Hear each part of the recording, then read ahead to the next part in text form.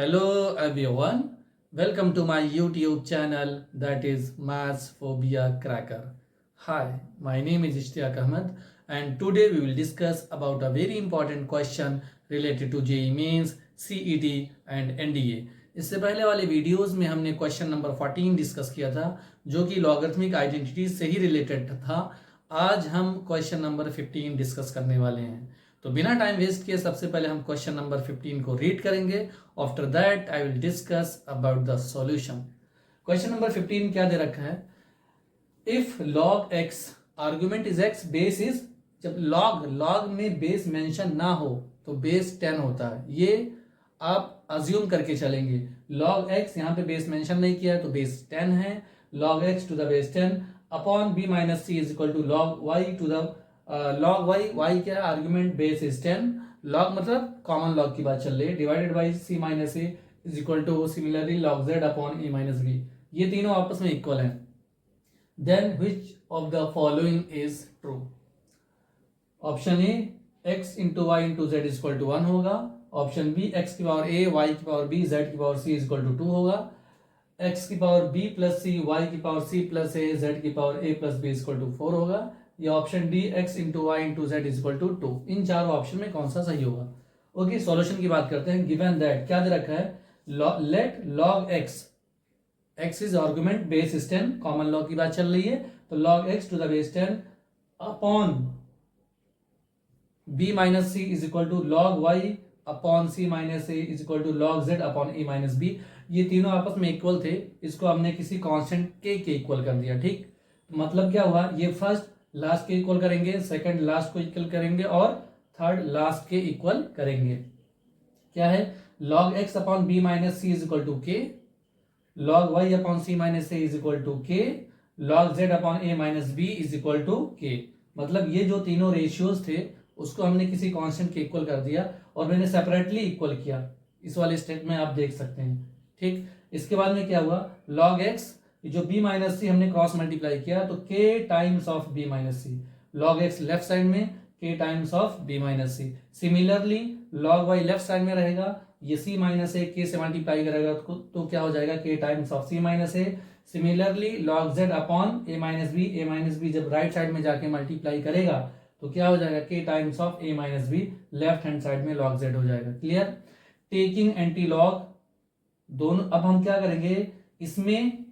इसमें भी और इसमें लॉग वाई यानी log x log y log z तीनों में हम क्या लेने वाले हैं? Taking anti log. तो हमें क्या मिलेगा? जब यहां पर एंटी लॉग लेंगे तो एंटी लॉग का मतलब क्या है? यहाँ पे जो बेस है बेटा, बेस यहाँ पे क्या है? 10। तो ये 10 राइट हैंड साइड को पावर में ले जाएगा। कैसे? x इज इक्वल टू 10 की पावर क्या हो जाएगा? k times of b minus c. यहां पर फिर सिमिलरली लॉग वाई, तो लॉग वाई जब एंटी लॉग लेंगे तो लेफ्ट में वाई रहेगा, 10 की power k times of c minus ए।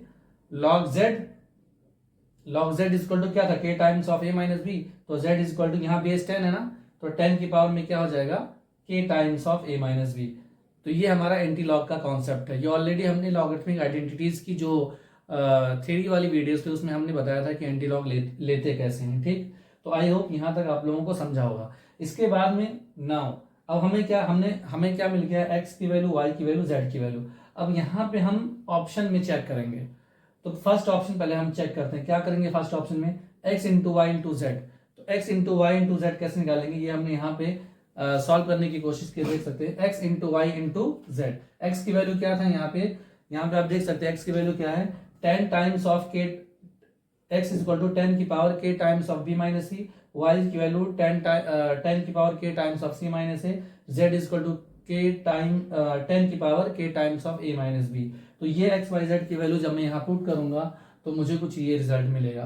10 की power k times of b minus C into 10 की power k times of c minus A into 10 की power k times of a minus B. अब यहाँ पे according to sets and indices when base is same और product में रहेगा तो power आपस में ऐड हो जाएंगे। तो कुछ इस तरीके से होगा, k times of b minus c plus k times of c minus a plus k times of a minus B. अब हमने क्या किया? इन तीनों टर्म में k कॉमन ले लिया तो बचेगा क्या? b minus c plus c minus a plus a minus B. अब ये b minus b cancel, a minus a cancel, c minus c cancel, तो क्या बचेगा? 10 की पावर k इंटू, ये जब ब्रैकेट के अंदर की चीजें आपस में कैंसिल हो जाएंगी तो जीरो देंगी, तो k into zero that is equal to 10 की पावर जीरो। 10 की पावर जीरो क्या होता है, किसी भी रियल नंबर की पावर एग्जैक्ट जीरो हमेशा 1 होता है। तो x into y into z is equal to 1। तो मेरा पहला ऑप्शन मैंने चेक किया और पहला ही ऑप्शन हमें मिल गया। तो जब only one option is correct होता है तो जाहिर सी बात है बाकी चेक करने की जरूरत ही नहीं है। हाँ, अगर जो ये जेईई एडवांस में आ गया जिसमें more than one option is correct होते हैं तो उसमें अपने को बी सी डी सारे चेक करने पड़ेंगे। लेकिन यहाँ पे हम सिंगल ऐसे कॉम्पिटेटिव एग्जाम की बात कर रहे हैं, यहाँ पे अपने को पता ही है कि एक ही ऑप्शन करेक्ट है। तो पहला ऑप्शन अपने को मिल चुका है कि पहला ऑप्शन करेक्ट आ रहा है, तो दैट मीन्स आगे हमें चेक करने की जरूरत नहीं है। तो only option A is correct. I hope ये क्वेश्चन आप लोगों को अच्छे से समझा होगा। फिर भी if you have any doubt at any point then please write your queries in chat box. I will try to see as soon as possible and try to resolve your queries. Thank you. Thanks for watching these videos. Please like, share and subscribe.